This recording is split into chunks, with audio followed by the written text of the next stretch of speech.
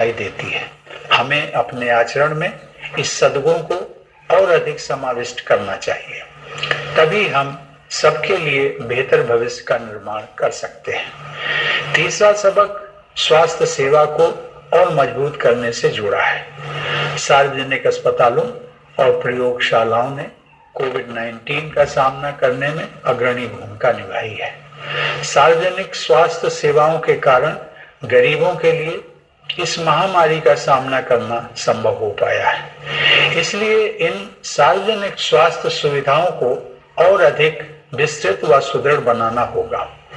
चौथा सबक विज्ञान और प्रौद्योगिकी से संबंधित है। इस वैश्विक महामारी से विज्ञान और टेक्नोलॉजी को तेजी से विकसित करने की आवश्यकता पर और अधिक ध्यान गया है। लॉकडाउन और उसके बाद क्रमशः अनलॉक की प्रक्रिया के दौरान शासन, शिक्षा, व्यवसाय, कार्यालय के कामकाज और सामाजिक संपर्क के प्रभावी माध्यम के रूप में सूचना और संचार प्रौद्योगिकी को अपनाया गया है। इस माध्यम की सहायता से सभी भारतीयों का जीवन बचाने और कामकाज को फिर से शुरू करने के उद्देश्यों को एक साथ हासिल करने में मदद मिली है। केंद्र एवं राज्य सरकारों के कार्यालय अपने कार्यों के निर्वहन के लिए बड़े पैमाने पर वर्चुअल इंटरफेस का उपयोग कर रहे हैं। न्याय प्रदान करने के लिए न्यायपालिका ने वर्चुअल कोर्ट की कार्रवाई को अपनाया है। वर्चुअल कॉन्फ्रेंस आयोजित करने तथा अन्य अनेक गतिविधियों को संपन्न करने के लिए राष्ट्रपति भवन में भी हम प्रौद्योगिकी का उपयोग कर रहे हैं। आईटी और संचार उपकरणों की सहायता से डिस्टेंस एजुकेशन तथा ई लर्निंग को बढ़ावा मिला है। कई क्षेत्रों में अब घर से काम करने का ही प्रचलन हो गया है। प्रौद्योगिकी की सहायता से सरकारी और निजी क्षेत्रों के अनेक प्रतिष्ठानों द्वारा सामान्य स्तर से कहीं अधिक कामकाज करके अर्थव्यवस्था को गति प्रदान की गई है। इस प्रकार हमने यह सबक सीखा है कि प्रकृति से सामंजस्य रखते हुए विज्ञान और प्रौद्योगिकी को अपनाने से हमारे अस्तित्व और विकास की निरंतरता को बनाए रखने में सहायता मिलेगी।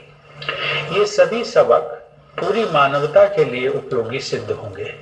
आज की युवा पीढ़ी ने इन्हें भलीभांति आत्मसात किया है और मुझे विश्वास है कि इन युवाओं के हाथों में भारत का भविष्य सुरक्षित है। यह दौर हम सभी के लिए कठिन है।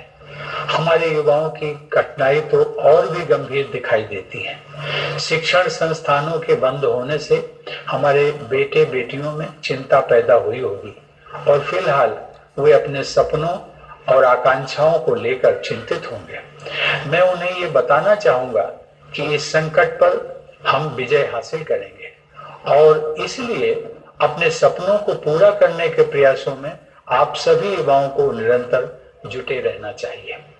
इतिहास में ऐसे प्रेरक उदाहरण उपलब्ध हैं जहां बड़े संकटों एवं चुनौतियों के बाद सामाजिक, आर्थिक और राष्ट्रीय पुनर्निर्माण का कार्य नई ऊर्जा के साथ किया गया।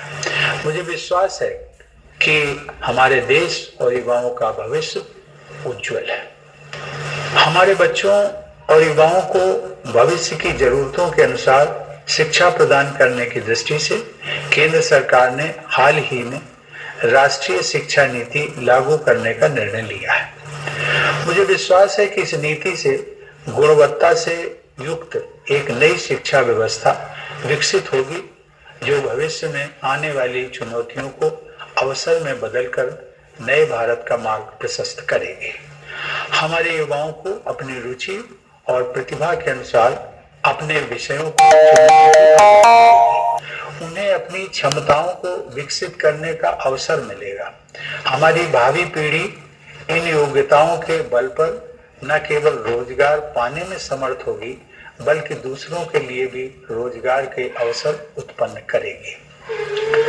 राष्ट्रीय शिक्षा नीति एक दूरदर्शी और दूरगामी नीति है। इससे शिक्षा में इंक्लूजन, इनोवेशन और इंस्टीट्यूशन की संस्कृति को मजबूती मिलेगी।